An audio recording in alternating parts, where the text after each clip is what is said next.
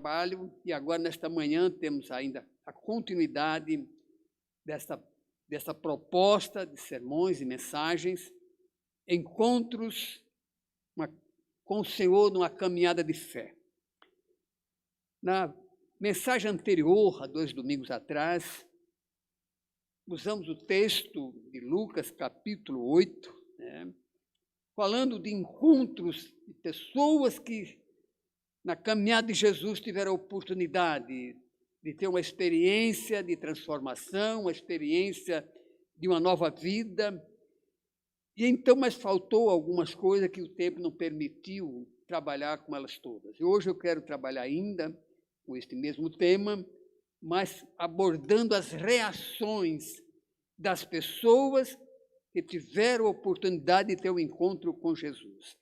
Então, vamos fazer a leitura do texto bíblico para nos ambientar no evento daqueles encontros, nos eventos daqueles encontros. Então, Lucas capítulo 8, vamos ler inicialmente do verso 26 ao 28, depois pulamos, vamos particularizar alguns versículos para embasar a nossa abordagem. Lucas 8, do verso 26 ao 28. Diz assim a palavra: Então rumaram para a terra dos Gesarenos, fronteira da Galileia. Logo ao desembarcar, veio da cidade ao seu encontro, ao encontro de Jesus, um homem possesso de demônios, que havia muito não se vestia, nem habitava em casa alguma, porém vivia nos sepulcros. E quando viu a Jesus, prostrou-se diante dele, exclamando e dizendo em alta voz: Que tenho eu contigo, Jesus, Filho do Deus Altíssimo? Rogo-te que não me atormentes. Esse é o primeiro texto. Agora passamos para o verso 31 ao 34. Rogavam-lhe que não os mandasse sair para o abismo. Ora, andava ali, pastando no monte, uma grande manada de porcos. Rogaram-lhe que lhes permitisse entrar naqueles porcos. E Jesus o permitiu. E, tendo os demônios saído do homem, entraram nos porcos, e a manada precipitou-se no despenhadeiro abaixo para dentro do lago e se afogou. Até aqui, para nossa compreensão da reação do endemoniado. E não era só um demônio que tinha se apossado daquela pobre vida, aquela criatura, e já fazia muito tempo. Vamos ver a primeira reação do demônio, ou melhor, dos demônios. O demônio chega, em primeiro lugar, prostra-se diante de Jesus.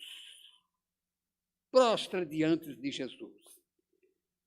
Amados, até os demônios, até Satanás, conhece e teme ao Senhor, mesmo que não o adorem, não o glorifiquem a Jesus, mas esses demônios, era uma legião, prostraram-se perante o Senhor Jesus, reconhecendo a sua autoridade, reconhecendo a sua divindade, reconhecendo o seu poder. Os demônios prostraram-se diante daquele que é o Senhor.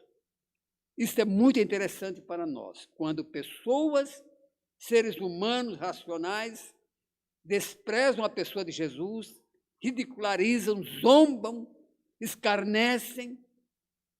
Os demônios, na sua loucura, têm um momento de lucidez e se prostra perante o Senhor. E não só se prostra, mas fazem pedidos a Jesus.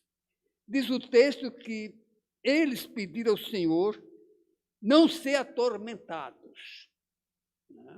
Sabiam que a história deles vai terminar numa situação de grande tormento no inferno. Então, eles pedem que Jesus não o atormentem, e dizendo que não tinha chegado a hora deles.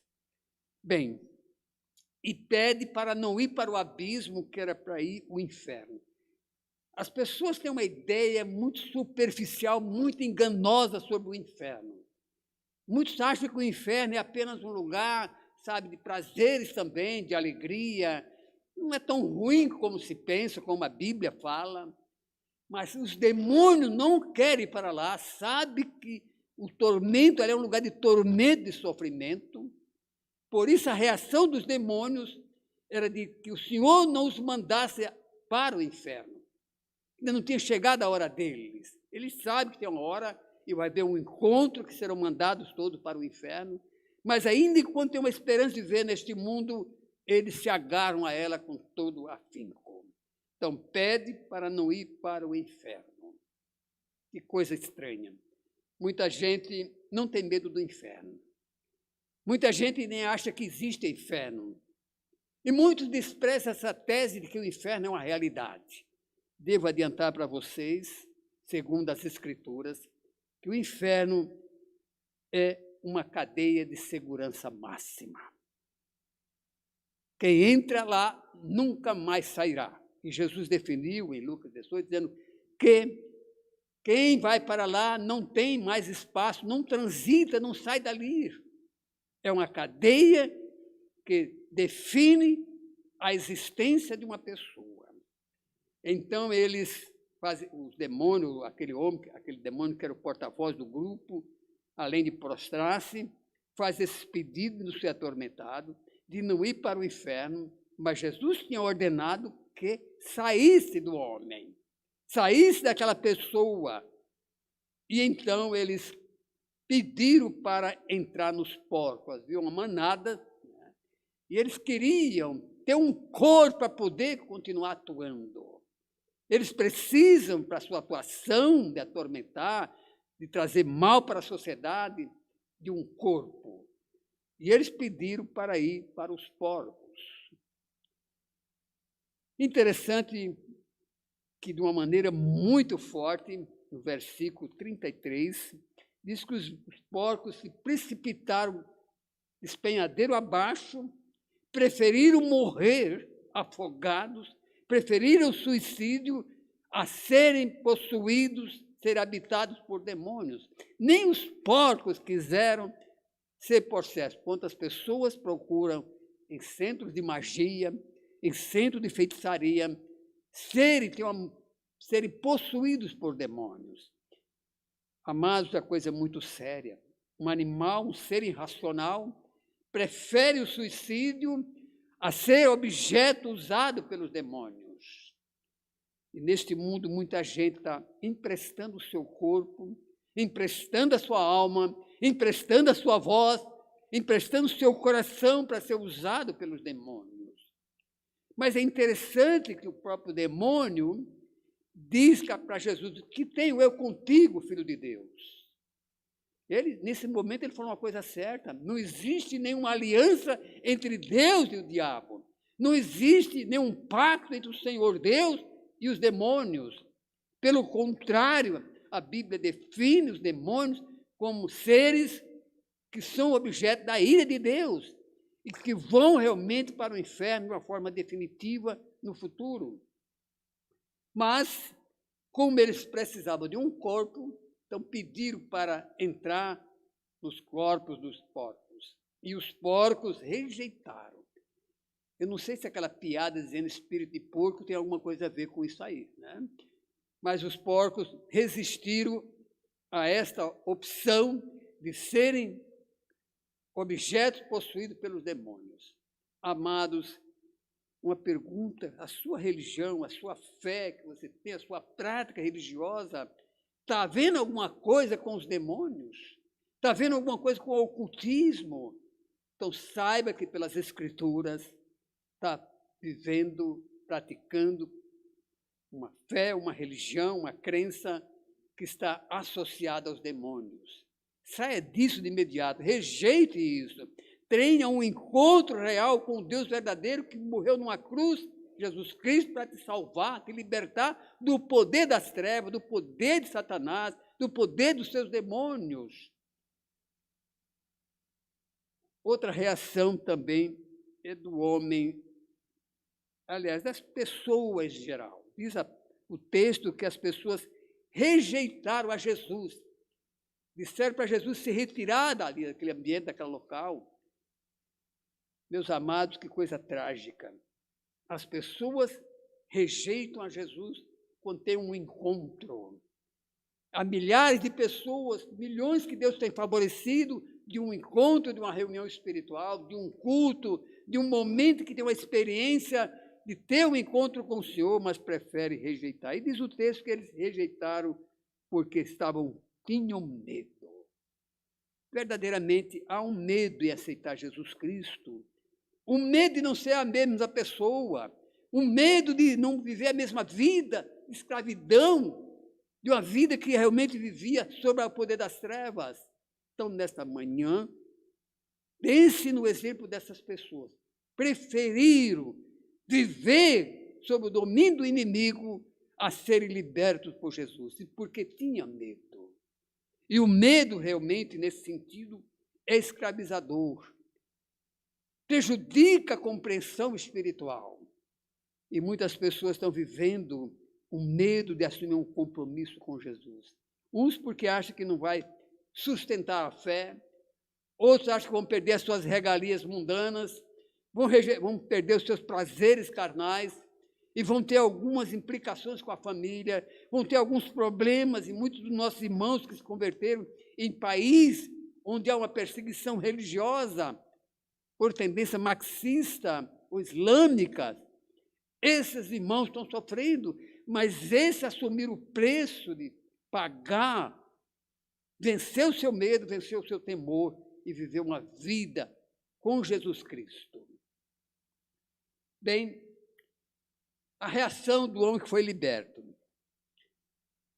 Esse homem, no versículo 38 ao 39, diz: o homem de quem tinha saído os demônios rogou-lhes que o deixasse estar com Jesus. Jesus, porém, o despediu, dizendo: volta para casa e conta aos teus tudo o que Deus fez por ti. Então, foi ele anunciando por toda a cidade todas as coisas que Jesus lhe tinha feito. Muito interessante aqui a reação deste homem. O homem que era um escravo dos demônios, um homem que vivia uma vida infeliz, não tinha direito, não tinha capacidade de viver uma vida normal, era atacado e atacava as pessoas, ninguém podia prendê-lo, ninguém podia detê-lo. Agora, esse homem, liberto pelo poder do Senhor Jesus Cristo, pela ordem do Senhor, ele então agora, a vida muda. De um homem que vivia nos sepulcros, no deserto, agora quer ser um discípulo de Jesus. E o encontro, a coisa importante desta vida é ter um encontro com Jesus, é se tornar um seu discípulo, é tornar uma pessoa agora que vai servir o Senhor. Nós saímos das trevas, da ignorância, ou servindo a nós mesmos, aos nossos prazeres, ou servindo à sociedade, para servir o Senhor. Claro que também servimos a sociedade com o nosso testemunho, com o nosso empenho, principalmente para que tenham um encontro com Jesus Cristo. Este homem libertado quer agora seguir, ser um discípulo de Jesus. Percebeu que seu coração agora estava pedindo um caminhar agora com o Senhor. Era o desejo de sua vida servir o Senhor. Era agora o seu prazer estar ao lado de Jesus. A vida agora tinha um novo sentido. E o sentido era viver e andar com Jesus. Mas Jesus deixa ele seguir, mas de outra maneira. No versículo 39. Volta para casa e conta aos teus tudo que Deus fez por ti. Então ele foi, anunciando por toda a cidade de todas as coisas que Jesus tinha feito na sua vida. Agora esse homem liberto torna-se um missionário. Jesus o eleva a ser um porta-voz das boas novas. Este homem agora vai ser um porta-voz da libertação que se experimenta quando se toma a decisão de seguir a Jesus Cristo. E ele saiu, ele entendeu a proposta de Jesus, de passar a servi-lo.